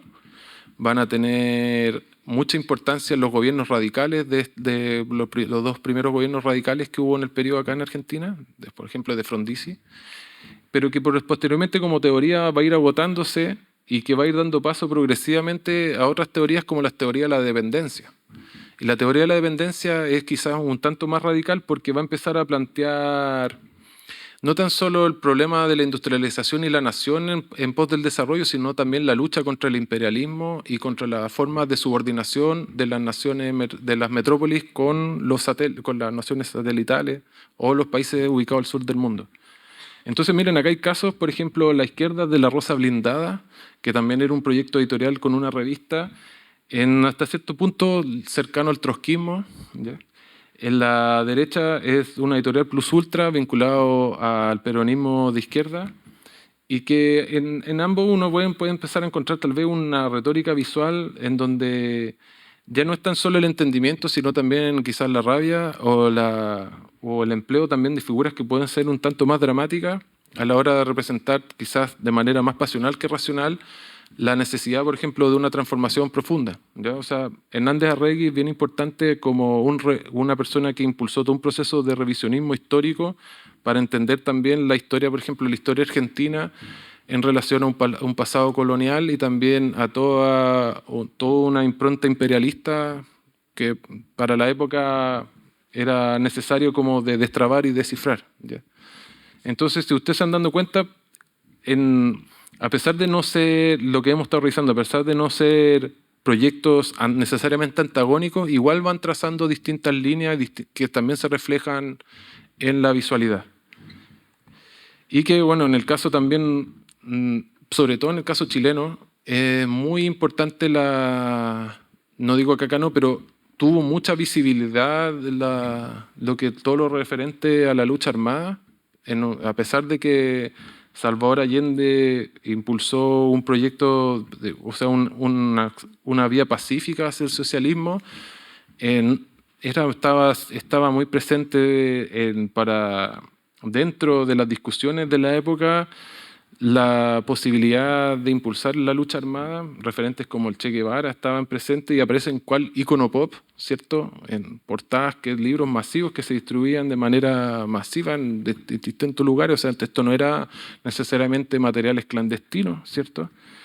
Y que incluso uno puede encontrar los Tupamaros. O sea, abiertamente los Tupamaros eran un grupo de guerrilla urbana uruguayo que fíjense, o sea, a mí igual me llama la atención. Piensen que, por ejemplo, la derecha es Prensa Latinoamericana, que es una editorial del Partido Socialista Chileno, el mismo partido de Salvador Allende. Estos son materiales bastante sensibles. Yo creo que hoy en día sería difícil encontrarlos porque son relatos de distintas operaciones, como por ejemplo la quema de la General Motors, los saqueos de bancos, el secuestro de generales, y que eran libros que por lo visto eran bestsellers en la época, porque tenían varias ediciones. El caso argentino de Echapire fue decomisado. O sea, igual hubo un juicio militar a Miguel Echapire por la publicación de este libro. Que lo que llama la atención es también cómo, por ejemplo, en este caso estamos hablando de una estética pop, chillona, vibrante, de colores saturados, que uno puede decir, bueno, esto probablemente no llegaba simplemente a militantes o personas que estaban pensando en asumir la lucha armada, sino que era un producto de la cultura de masas, atractivo incluso en términos visuales, que circulaba de manera abierta y pública. Entonces, uno puede decir, claro, el pop, que nosotros lo relacionamos con la Marilyn Monroe y Andy Warhol, también está presente, por ejemplo, en las representaciones de algo tan sensible quizá hoy en día como para los procesos, no sé, de la vuelta a la democracia, el entendimiento del proceso, como el pop puede ser utilizado también para representaciones de la lucha armada, ¿cierto? Y bueno, como la política no se restringe simplemente al ámbito de lo institucional, sí, en la época se amplía mucho el sentido de lo político, por ejemplo, hacia otros ámbitos de la existencia, como las relaciones humanas, la sexualidad, todo lo relativo a la contracultura y la posibilidad de crear nuevos mundos, desde, por ejemplo, desde el cotidiano. Es muy notorio también como las portadas. A mí me llama mucho la atención la de la izquierda. Parece como portada de afiche de la Nouvelle Vague francesa, ¿no? Como representaciones también que son como de la juventud y de las nuevas libertades que se estaban experimentando en la época. Ahí tienen dos representaciones de lo que, por ejemplo, libros que hablan del amor y la sexualidad. Uno con fotografías que parecen afiches de cine y otro, por ejemplo, que emplea un lenguaje vinculado al op art, al arte cinético, al arte de cierto óptico, que representan también este espíritu de la época. Y bueno, la juventud también como un eje fundamental. Yo acá quiero mencionarles, he podido conocer en persona a la diseñadora que de esta portada, se llama Susana Balt. Hoy en día tiene 86 años, vive en Oaxaca. Ella es una de las principales exponentes del surrealismo en Latinoamérica. Y es muy interesante cómo su trabajo, por ejemplo, en esta época, ella diseñó más de 100 portadas para una colección que se llama Libros Cormorán, que era de la editorial universitaria ligada a la Universidad de Chile. Y es muy interesante también cómo todo lo que ella es una artista surrealista, pero es interesante también cómo comparte o se acerca a un lenguaje que puede ser propio de la psicodelia o de esta libertad propia del movimiento, de este dinamismo, esta organicidad de los trazos, que uno podría vincularlo con el mundo del hippismo, ¿cierto? De Woodstock, ¿ya? Que tiene referencia o antecedentes quizás en el Art Nouveau. Aquí nos encontramos también con estos colores vibrantes, que en Chile particularmente este tipo de lenguaje es muy propio también de lo que son las brigadas, por ejemplo como la brigada Ramona Parra, brigada de muralismo. El muralismo en Chile tiene harto también de este tipo de estética, de este tipo de trazo, del uso contorno, etc. Fíjense también, detalle, aquí solo hay 3 tintas, como que también vayan tomando en consideración eso, ¿ya? Entonces, otro lenguaje, por ejemplo, acá fue muy importante en la época, en el libro lo desarrollo un tanto más, pero todo lo que fue en la universidad post-peronista, todos los procesos de reforma que se impulsaron vinieron acompañados, por ejemplo, de la formación de nuevas carreras como la antropología, la sociología, ¿cierto? Y también la carrera de diseño, si no me equivoco, también la carrera de diseño aparece en el periodo, si no me equivoco, ¿qué año es la primera? 58, el proceso de reforma. Fíjense, es muy importante la difusión de libros, que son libros pensados para un público académico o universitario. O sea, toda la renovación en el campo del psicoanálisis, de la sociología, la aparición de corrientes como la sociología de la cultura, ¿cierto? El estructuralismo, posteriormente el postestructuralismo. Ahí nos encontramos nuevamente con Eliseo Verón, de Eliseo Verón ya publicada en ese entonces. Muy relevante, por ejemplo, la labor que hacen editoriales como Jorge Álvarez. Jorge Álvarez, para que ustedes lo tengan en consideración, también fue productor musical, fue el productor musical de Sui Generis. Entonces, piensen que son personas vinculadas directamente con la cultura de masa, el espectáculo, pero que estaban también tomando en consideración, por ejemplo, estas transformaciones dentro del campo de las ciencias sociales, ¿ya? A mí yo encuentro notable este tipo de representación abstracta, ¿cierto? Que podemos decir son una obra de arte cinética, que hablan también de esta modernización de los campos de conocimiento y los campos disciplinares. ¿Vamos bien de tiempo? ¿Sí? Fíjense esto, o sea, para mí, Ecos de murciélagos y hombres, estos son libros de Eudeva, yo no puedo encontrar más rebuscado este tipo de libros, no sé quién leerá sobre Ecos de murciélagos, pero a mí me encanta la portada porque digo, es muy moderna, es un lenguaje, cierto que lo hemos estado mencionando, vinculado al arte abstracto. Fíjense las tipografías, son tipografías de palo seco. También Eudeva va a tener, en sus distintas colecciones, va a tener también un sistema de gráficos donde que se respetan, ¿cierto? Que se puede distinguir en las distintas colecciones. Dónde ubicar las imágenes, cómo ubicar los textos, el uso del isotipo, etcétera, que nos hablan también de un proceso de estandarización de los sistemas gráficos. El de aceleradores de partículas yo lo encuentro notable, feliz lo tendría impreso en mi casa, así como un cuadro. Y quiero recalcar el uso restringido de tintas. Todo esto, para cuando hablábamos anteriormente, piensen en la labor que tiene una editorial como la editorial Universitaria de Buenos Aires o la editorial universitaria en Chile, en lo que es todo lo que respecta a los procesos de reforma universitaria, ¿cierto? Pensar el rol de la universidad pública en pos de la extensión y democratización del conocimiento. Si ustedes revisan el catálogo de universitaria argentina o universitaria en Chile, se van a encontrar con una tremenda amplitud temática en donde se abarcan prácticamente todas las áreas del saber, en donde está prácticamente se publican material y contenidos completamente actualizados. Entonces, ¿de qué lo estamos hablando? Estamos hablando de un horizonte de una formación integral que supere el perfil profesionalizante de las universidades y que además apela mediante todo lo que hemos estado hablando, esta idea del libro barato económico, ofrecer una suerte de biblioteca universal a los distintos públicos lectores.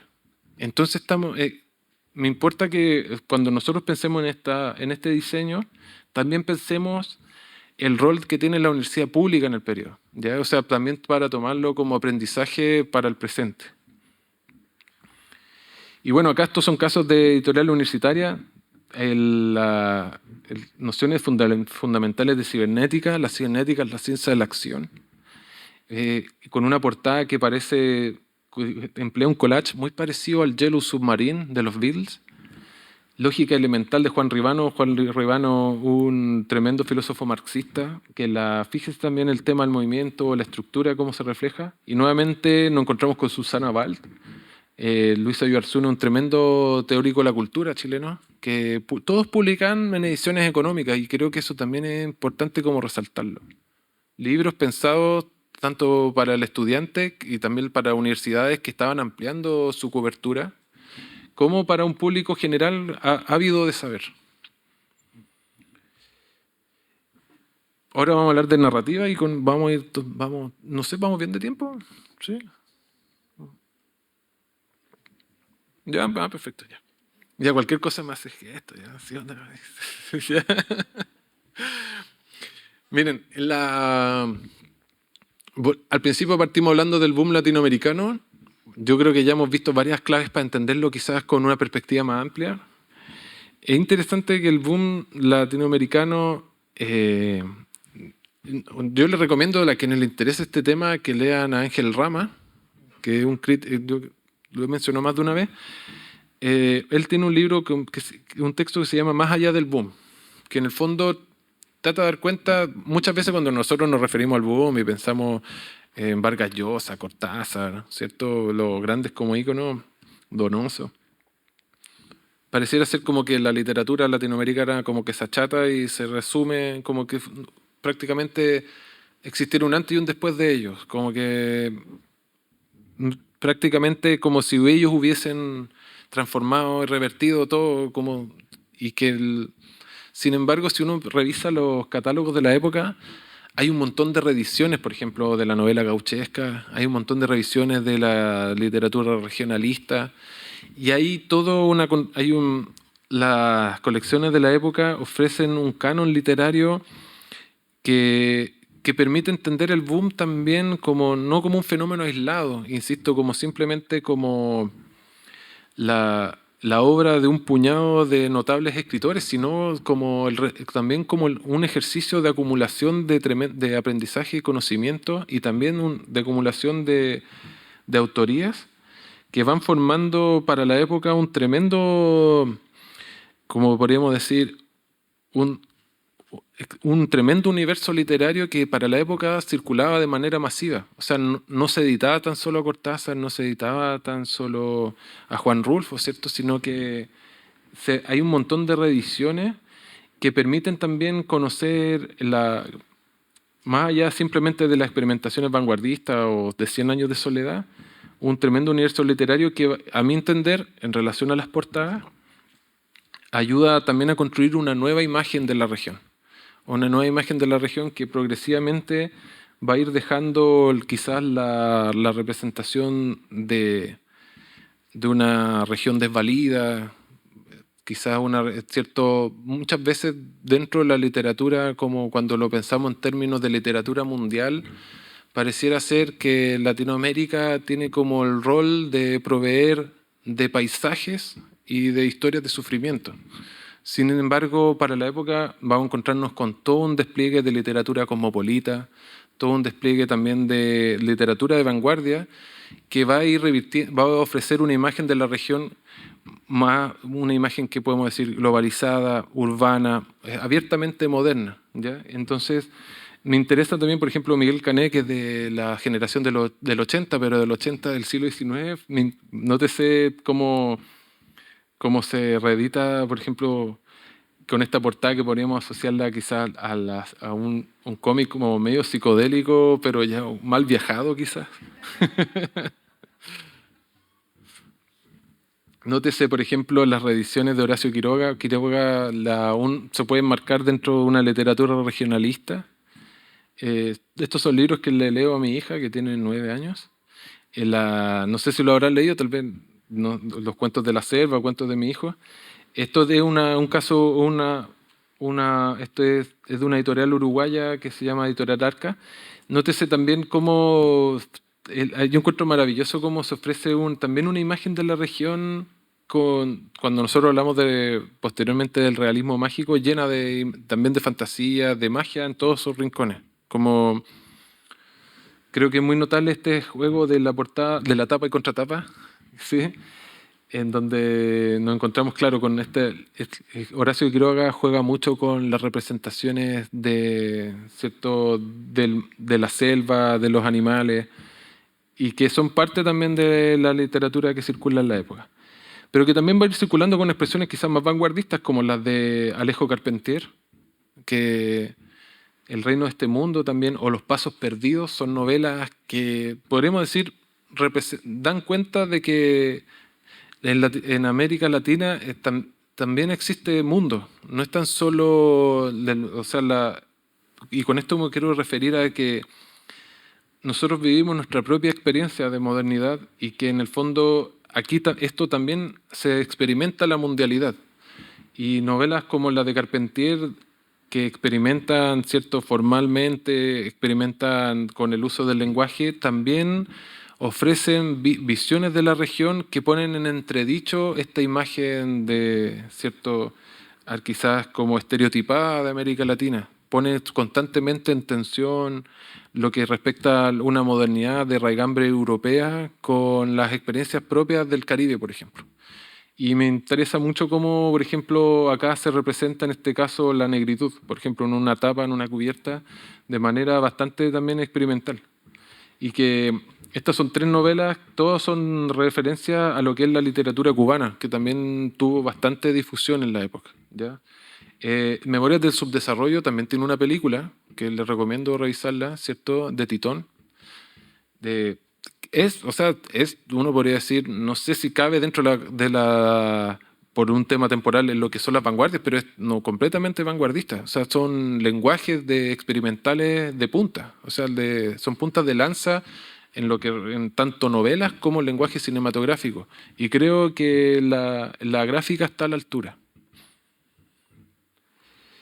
Fíjense también, por ejemplo, oyéndonos para el periodismo, la novela periodística, que antes de incluso Rodolfo Walsh, antes de Truman Capote, ya era ya estaba experimentando con técnicas muy modernas que vinculan el lenguaje periodístico con la representación literaria, y que acá en la Operación Masacre, no sé si lo han leído, de un asesinato múltiple en un baldío no sé si era en Sarandí, no recuerdo exactamente, en José Luis Suárez, que tuvo más de una reedición, o sea, Ediciones de la Flor, nótese, Ediciones de la Flor, el que edita Mafalda, ¿cierto? Editaba Rodolfo Walsh. Rodolfo Walsh, ustedes sabrán el desenlace, también fue un detenido desaparecido, ¿cierto? Estamos hablando de personas que vinculan su trabajo como escritores con la militancia, y que es muy notable cómo, por ejemplo, fíjense en una editorial como Jorge Álvarez, logra un mensaje, o sea, esto parece realmente un mensaje, un llamado, así como a la acción, o una denuncia. O sea, un cartel que tiene su fuerza y un dramatismo propio de la denuncia. Y que acá uno puede ver cómo también las tapas o las cubiertas estarían en línea también con quizás con aquel sentir. Bueno, también con relación a una experiencia más mundial, tenemos por ejemplo, algunas tapas de Julio Cortázar, ¿cierto? Eh, que con todo este panorama que hemos ido dando cuenta, me interesa como recalcar que no están, cuando nosotros pensemos en literatura latinoamericana, no solo pensemos en 100 años de soledad, ¿cierto? Que es una novela maravillosa, sino que también pensemos en literatura que se desenvuelve en paisajes urbanos, que incluso puede ir a conquistar las capitales de Europa como París, y que en el fondo permite imaginar que cualquier paisaje o territorio le pertenece a la literatura latinoamericana. Yo creo que es uno de los grandes aportes de Cortázar también, en tanto lo que respecta a sus exploraciones formales, por ejemplo, Historia y Cronopio de Fama, no sé si lo habrán leído, pero maravilloso todos los juegos literarios que hace, o cierto quizás la novela más famosa que es Rayuela, que también es de este periodo. ¿Ya? Entonces, las portadas también, a mi entender, reflejan ese sentido de mundialidad presentes en la literatura. ¿Ya? O sea, ayudan a construir un imaginario quizás más amplio e incluso lleno de contradicciones de lo que significa la realidad latinoamericana. Y que, bueno, acá, no sé, para la persona observadora, esta es la imagen de la portada del libro. Unos maniquí, no sé si habrán tenido la oportunidad de leer La Trama Celeste, una novela cargada de surrealismo. Son varios cuentos cortos que están de una tremenda exploración en todo lo que respecta al inconsciente y las imágenes oníricas. Me parece muy notable también cómo la literatura también y su representación visual puede explorar elementos, ¿cierto?, que en este caso juegan a dislocar el sentido, a romper quizá la posibilidad de una lectura única, y que ofrece en esa senda, al igual que el surrealismo o el dadaísmo o corrientes afines, la posibilidad ¿cierto?, de dislocar, de poder también ampliar y ofrecer no un sentido único, sino que múltiples sentidos a lo que son las imágenes. Creo que el surrealismo, y sobre todo, por ejemplo, una obra como la de Bioy Casares, particularmente La Trama Celeste, guarda mucha afinidad con lo que nosotros tenemos acá en esta portada del Editorial Sur, una editorial que igual es importante tomar en consideración. Corrígeme si era de Victoria o Virginia Ocampo, la editora. Victoria Ocampo.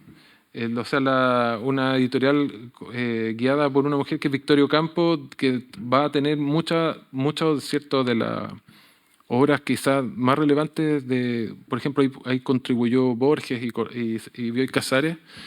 Van a ofrecer literatura, cierto, de vanguardia a lo largo de varios años de circulación, y que creo que es importante tomar en consideración cómo, por ejemplo, en este periodo, porque si uno revisa las portadas anteriores son distintas, también se adapta a estos lenguajes modernos que estamos viendo en circulación.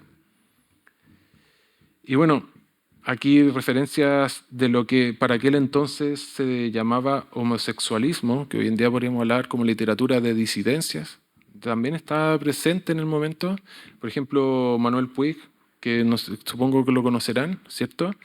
Él también publicaba con Jorge Álvarez. Jorge Álvarez yo creo que era la literatura más osada y quizás la más atrevida del momento. A Jorge Álvarez siempre, hay unas memorias publicadas por Jorge Álvarez que él decía que él no quería nada que ver con estos editores republicanos como de Losada o cierto de Sudamericana, que él quería ser como un editor norteamericano, que esa era su referencia. Él prefería verse tan banal como los editores norteamericanos porque era parte de su juego y su performance también.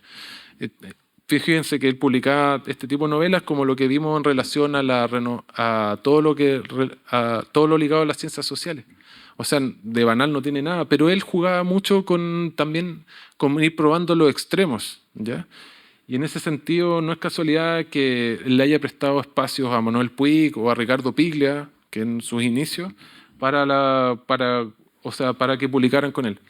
Mauricio Baqués es uno de los casos más particulares. Esta es una obra que tiene representaciones del travestismo, estamos hablando del año 70, o sea, donde los compañeros, por muy de izquierda que sean, eran bastante, ¿cierto?, machistas, y que en el fondo igual no es, a mí no me deja de sorprender que esto se publicara en una editorial universitaria. O sea, hoy en día quizás no nos sorprende mayormente. Nosotros fuimos esta semana a la FILBA y hay todo un espacio destinado a las disidencias, a la literatura disidente, algo que era imposible de concebir en esta época que estamos mencionando, y que estos dos casos nos permiten también pensar cómo la literatura, la edición, también eran punta de lanza en lo que eran los procesos de modernización cultural, que en el fondo fueron abriendo sendas también para la imaginación.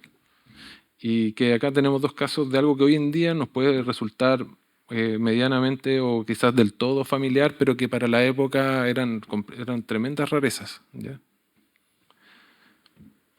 Y bueno, para ir también cerrando con relación a la literatura pulp o la literatura de género, como la ciencia ficción, todo lo que está ligado a la novela negra, a la novela rosa, a los cowboys, ¿cierto?, las novelas de aventura, va a haber acá en Argentina un sello muy importante que se llama Minotauro, especializado en las novelas de ciencia ficción, que va a apostar por tratar de romper el cerco de la literatura de género y que va a tratar de hacer de la ciencia ficción un género, ¿cierto?, con una mayor difusión, más allá de los grupos especializados. Y eso va a ser, una de las herramientas para lograr eso va a ser el diseño gráfico. Romper, por ejemplo, con los lenguajes habituales de esta literatura de género, empleando lenguajes modernos como los que podemos ver acá, ¿ya? Y por último, como para ir cerrando, me interesa ver cómo, por ejemplo, al revés, cómo el lenguaje de la literatura pulp, o que son lenguajes completamente comerciales, como que uno podría decir que incluso si uno lo ve desde una perspectiva quizá marxista, son lenguajes alienados, completamente enajenados, que vienen desde del centro del enemigo, que es Estados Unidos. En Chile volvemos a los minilibros, los que yo les mencioné en su minuto. Esos mismos lenguajes se utilizaban para representar a Tom Sawyer como para representar imágenes de la guerrilla. O sea, ¿por qué quisiera terminar con estas imágenes? Porque me interesa dar cuenta de que la gráfica, con todas sus luces y sombras, con todas sus contradicciones, fue capaz, los artífices, diseñadoras, proyectistas locales fueron capaces de asimilar todos los lenguajes que tenían a su disposición y hacer un trabajo completamente propio y original, o sea, acorde también a las necesidades y las inquietudes de su tiempo y de su lugar. Y que en ese sentido, y esto es lo que ¿por qué me interesan este tipo de imágenes? Porque aquí hablamos de un proceso de transculturación, de una asimilación activa, no pasiva, de estos lenguajes que pueden ser propios originados quizás en las metrópolis europeas o norteamericanas, pero que sin embargo aquí van a permitir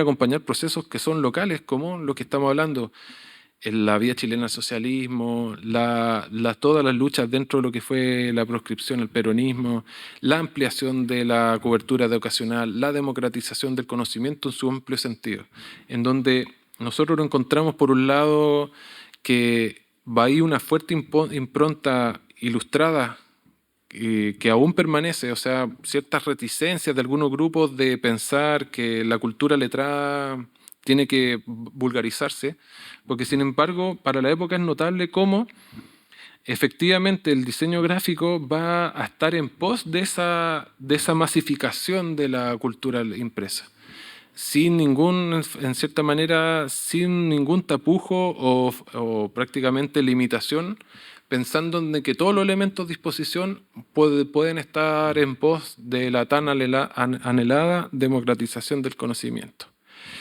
Y eso es lo que tengo para mostrarles el día de hoy.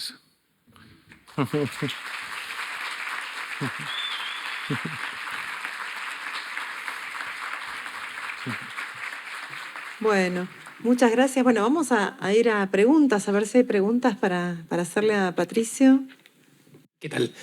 Mi pregunta giraba en torno, usted hacía un corte en la muestra temporal que toma en el año 73 y quería saber si ese corte era simplemente por una cuestión de estudio o porque a partir de ese año, con bueno, la dictadura en Chile y los procesos dictatoriales en Latinoamérica, cambiaba el paradigma de difusión o de producción editorial que usted analiza en el libro. Sí.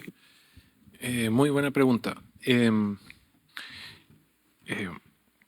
Quizás acá podríamos hablar hasta el 76, como extendiendo un poco quizás el marco temporal, pensando en el golpe de Estado que se hace en el 76 aquí, y que efectivamente la oleada golpista, o sea, en Brasil, Uruguay, Chile, Argentina, ¿cierto? Bolivia, va a traer consigo un cambio importante en lo que fue la producción editorial de la época. O sea, tenemos que pensar por un lado en lo que es la censura, la persecución. Acá hubo una experiencia muy importante del Centro Editor de América Latina, que fue la continuación, el proyecto que continuó Boris Spivakov, uno de los directores de Eudeva. A esta gente le quemaron los libros, o sea, hubo una quema en un baldío en Sarandí donde quemaron 25 toneladas de libros. En Chile, en la dictadura, de las primeras cosas que se van a perseguir es todo el material sensible de difusión, y que efectivamente va a haber un momento de restricción y todo eso.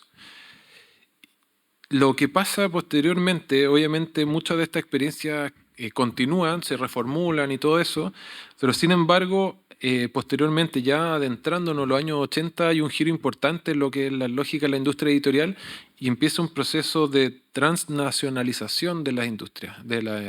Van a empezar lo que nosotros hoy en día vemos, por ejemplo, con Penguin y Random House, ¿cierto?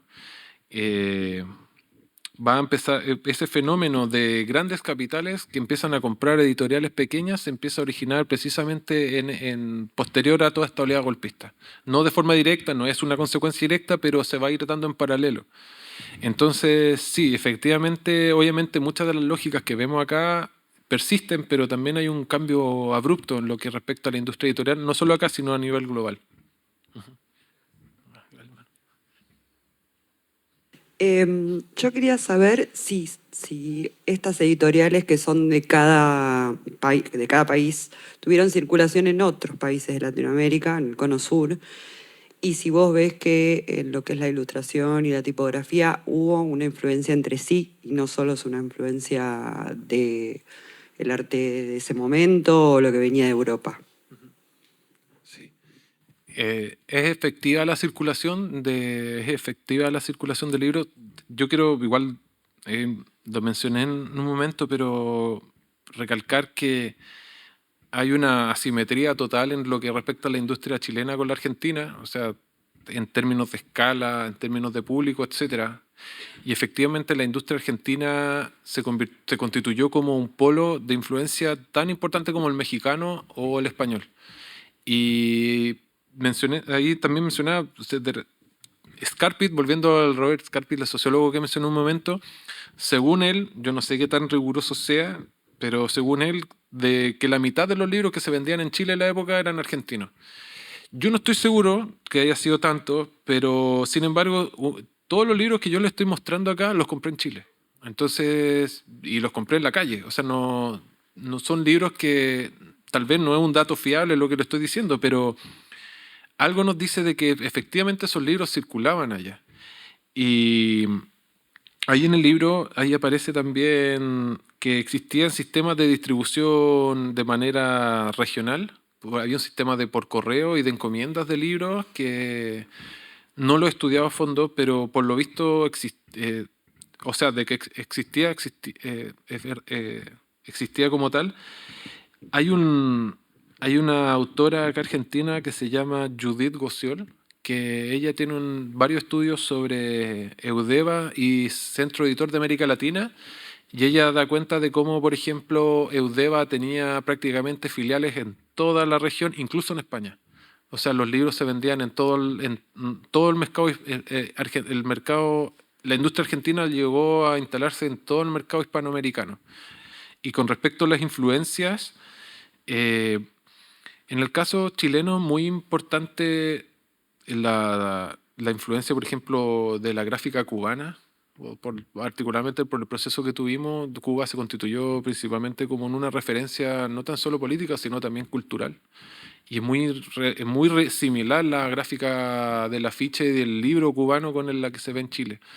Y en relación a la Argentina, creo que, por ejemplo, lo que se hacía acá en el Instituto Torcuato Di Tella o lo que vimos, por ejemplo, con lo de Udeva, no dudo de que haya tenido algún tipo de repercusión porque, por ejemplo, hablando desde Chile, las personas que he entrevistado, ellos tenían como referencia, por ejemplo, el caso de Udeva como modelo de negocios, como modelo también de gráfico, porque era un referente, por ejemplo, particularmente en lo que es la edición universitaria.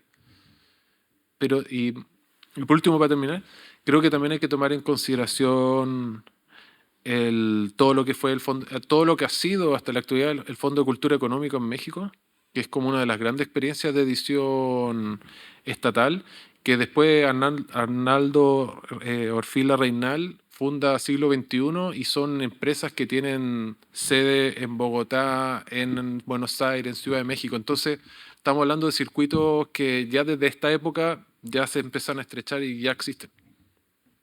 Sí. Bueno, ¿alguna pregunta más? Acá sí. A ver.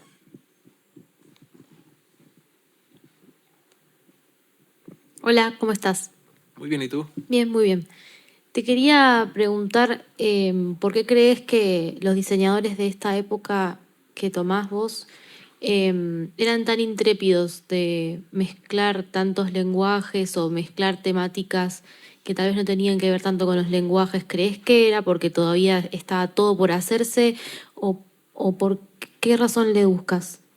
Sí, yo creo que va por ahí. O sea, cuando por ejemplo, más allá del diseño de gráfico de la época, cuando uno revisa las expresiones en la música, en el cine, en el teatro de la época, hay algo común que de repente las categorías son insuficientes, pero que uno podría decir son experimentaciones de vanguardia, netamente. O sea, muchas veces restringimos el tema de las vanguardias europeas como el cubismo, el sector neoplasticismo, etcétera. Pero acá existen propias experimentaciones en donde se piensa, creo, leyendo algunas personas de la época, de que estaba todo por hacerse y estaba todo por cambiar. O sea, cuando mencioné al principio en lo relativo a la Revolución Cubana, en el fondo la revolución no es tan solo un cambio en términos políticos, sino también un cambio en las formas de vivir e imaginar la vida. Entonces yo creo que el arte en ese sentido, y en este caso el diseño gráfico, serían afines a esa búsqueda de pensar mundos nuevos. Porque para mí todo esto tiene que ver con imaginar y ofrecer imágenes de nuevas posibilidades para la existencia, para la vida misma. Entonces yo creo que va por ahí. Una última pregunta, si no hay otra pregunta.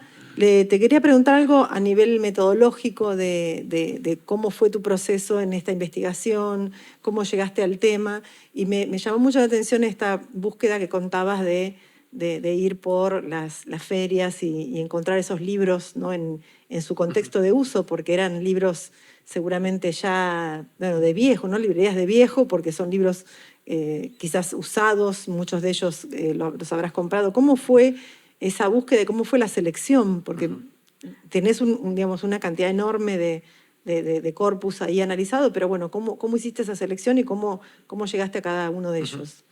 Claro, yo te comentaba al principio de que el año 2013 hice mi tesis de licenciatura y que se llamaba Biografía de un libro, y era un estudio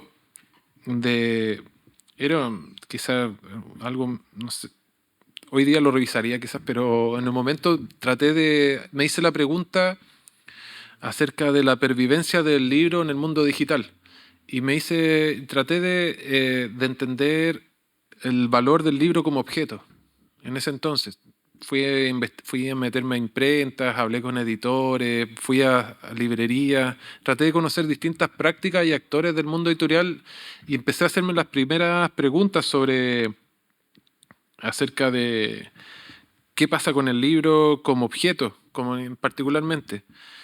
Em, por aquel entonces yo editaba una revista y empezamos con la gente a imprimir las portadas en serigrafía, a encuadernar los libros, todo pensando en resaltar la materialidad del texto, como un ejercicio también por un lado, de autogestión. Aprendimos a imprimir, yo aprendí a desarmar toda la impresora había por haber y la, y todo esto era pensando qué pasa con el libro, qué pasa con la materialidad, es expresiva la materialidad, qué pasa con la gráfica, o sea, qué pasa con las técnicas.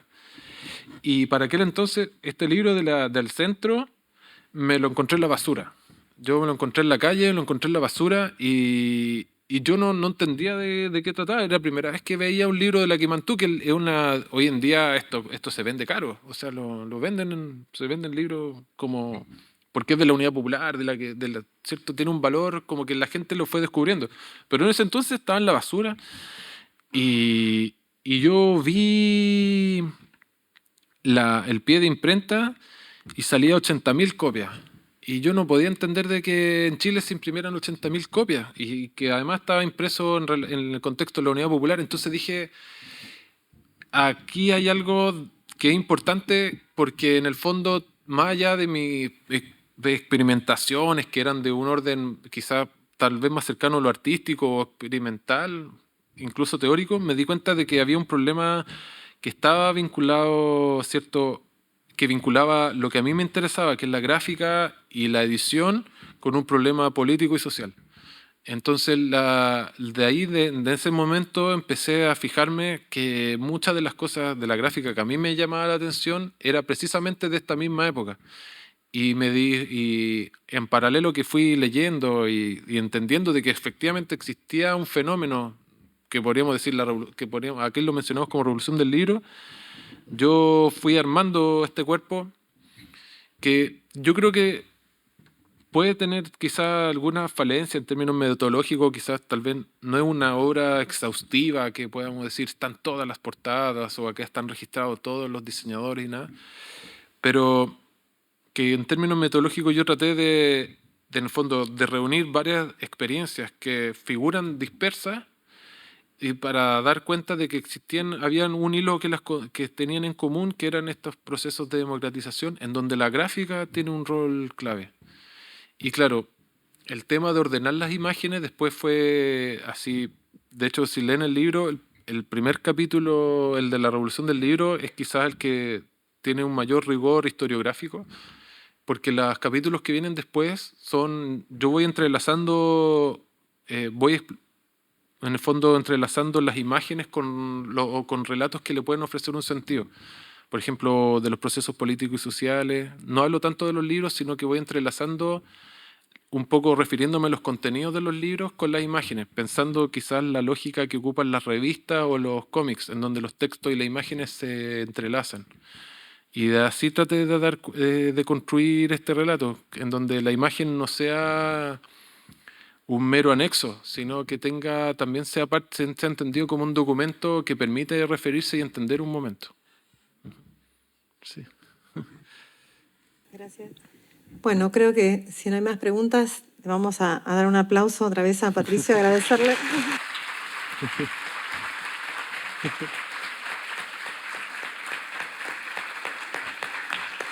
Muchas gracias. Bueno.